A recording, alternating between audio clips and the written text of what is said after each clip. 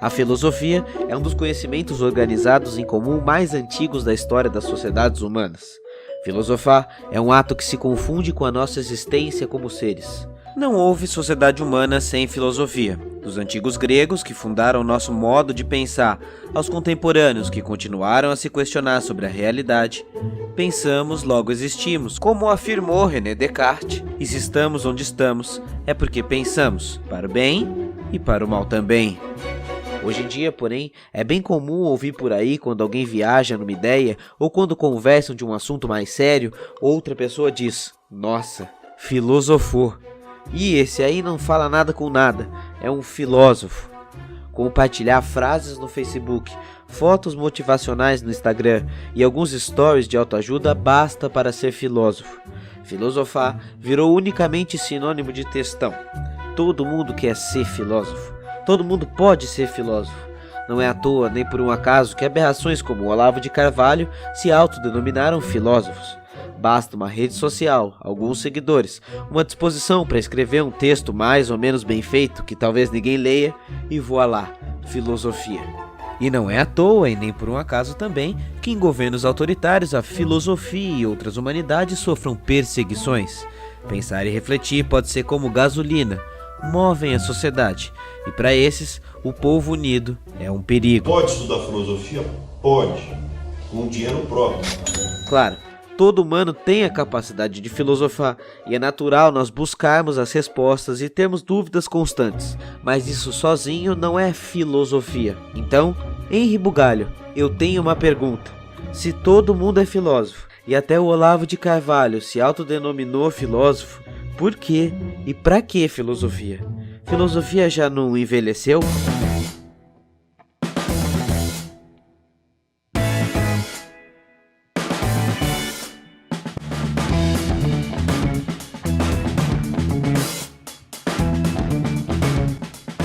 Então vamos lá, meu irmão. Respondendo a pergunta, se todo mundo é filósofo e o Olavo de Carvalho é filósofo, por que, para que a filosofia? Eu vejo essa pergunta como capciosa. Primeiro porque eu discordo completamente de que todo mundo é filósofo ou que possa ser filósofo. Na verdade, eu vou começar com um exemplo aqui para você entender o que eu penso. Quando eu tinha 16 anos, eu tinha o objetivo de vida me tornar um pianista clássico, concertista, tocar no Carnegie Hall. E eu estudava 10 horas por dia piano, o dia inteiro tocando. Chegou um ponto ao longo de mais de um ano de prática e eu me dei conta que eu tinha chegado no meu limite. Eu não passaria daquilo. Eu, enquanto pianista, chegaria até lá. Eu jamais seria um pianista profissional. Eu jamais seria um concertista. Eu jamais ganharia algum prêmio como concertista ou algum prêmio de piano. O que eu penso, e aqui a gente vai falar de alguns atributos aqui, né, de algumas competências, de alguns talentos, de algumas habilidades, elas não são distribuídas naturalmente de maneira igualitária entre as pessoas. Todos nós temos nossos limites em relação a certos campos, a certas áreas, certos talentos. E quando a gente fala de filosofia, a gente fala de uma coisa muito específica, que é uma disciplina acadêmica, universitária, que você pode estudar, que você pode conhecer, ler, conhecer, estudar os grandes pensadores da história ocidental. E filosofia, ela não é exatamente sinônimo de pensamento crítico. Talvez essa seja a confusão, de achar que pensamento crítico, reflexão é igual, é sinônimo de filosofia, e não é. E mesmo se fosse, eu também não penso que todo mundo tem capacidade ou vontade de refletir sobre a vida, refletir sobre o mundo, refletir sobre as coisas. Não acho que as pessoas têm essa vontade. Inclusive, são bem poucas as que têm disposição para isso. Porque assim como qualquer outra atividade, ela exige esforço, exige dedicação, exige sacrifício. Ninguém se torna um atleta olímpico se não se sacrificar durante muito tempo praticando e se aperfeiçoando. E o pensamento crítico é parecido com isso também. O cérebro é quase como se fosse um músculo, você tem que praticar, você tem que exercitar, senão você não consegue atingir nenhum resultado. Então essa é a primeira parte, né? Eu não penso que todo mundo é filósofo, nem que todo mundo pode ser filósofo, e nem que todo mundo deva ser filósofo também. Eu acho que talvez seja uma incompreensão do que é atividade filosófica. Idealmente todo mundo deveria refletir sobre a vida, deveria realmente exercer a crítica e o pensamento crítico. Na prática isso não ocorre, e jamais vai ocorrer também. Então essa é a primeira parte da pergunta. A segunda parte, por que e para que a filosofia? Desde o princípio, essa disciplina se propõe a indagar questões essenciais e existenciais da espécie humana e do mundo no qual a gente vive. Então, por que e para que é justamente para poder, de maneira racional, reflexiva, crítica, buscar respostas para essas perguntas. Por exemplo, algumas perguntas que surgiram desde o princípio e que até hoje nos assolam. O que é a justiça? O que é a bondade? O que é a beleza ou o que é a obra de arte? O que nós somos? O que é o ser? Deus existe ou deuses existem? Se existir, qual é a natureza desse Deus ou desses deuses? Nós somos livres ou nós somos predestinados ou nós somos determinados pelo ambiente no qual vivemos? Várias dessas perguntas e muitas outras pertencem a essa disciplina conhecida como filosofia. E são perguntas essenciais nossas. Algumas perguntas que a filosofia propôs no começo também, elas se aprofundaram tanto, elas se tornaram tão complexas que a filosofia se desdobrou, se desmembrou em diferentes disciplinas. A psicologia, por exemplo, ou outras disciplinas acadêmicas são filhas da filosofia. Descendem desse corpo principal de investigação, de crítica, de reflexão e de busca por um conhecimento fatual do mundo. Tanto desse mundo físico, material, quanto de um provável suposto mundo transcendental. E nesse sentido, a filosofia metafísica, que trabalha com essas questões para além do mundo material, ela se diferencia da religião por vários pontos. Porque numa religião, basicamente, você deve acreditar sem precisar refletir. Aquilo ali é uma verdade revelada, então você deve acreditar. E na filosofia não. Na filosofia você tem que indagar. É uma investigação. É uma análise. Você não é obrigado a acreditar em nada. Você tem que buscar, indagar e tentar encontrar uma resposta. Acima de tudo, talvez esse seja o grande mérito da filosofia, e que se infiltrou em boa parte do conhecimento científico moderno da humanidade, é que isso deve ser feito de maneira criteriosa, racional, lógica. E esse é o para quê.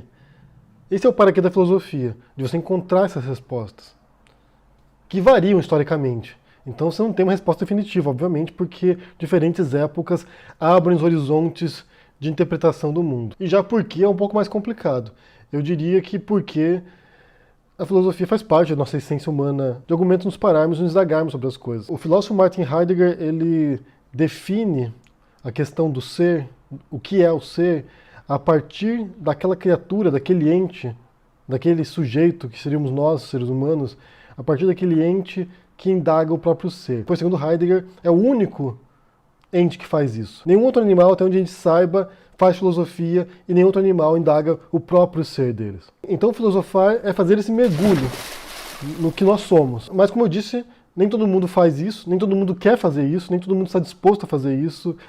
E nem todo mundo é filósofo, evidentemente. Do mesmo modo que nem todo mundo é concertista clássico, nem todo mundo é medalhista olímpico, nem todo mundo joga na seleção brasileira, nem todo mundo é prêmio Nobel em física, nem todo mundo está disposto a empreender o esforço e a dedicação e o tempo para chegar a um grau de excelência em qualquer atividade. E só para mencionar que o Olavo de Carvalho, que aparece na pergunta, ele não é um filósofo porque o método que ele utiliza é muito mais próximo da religião, do dogma, de uma crença cega naquilo que ele diz, do que, de fato, de um esforço reflexivo, crítico da sociedade, crítico-analítico da sociedade. O modo como ele opera, o modo como ele compartilha o conhecimento dele, tem mais características de uma seita do que realmente de uma reflexão filosófica. Espero ter respondido sua dúvida aí, Normose.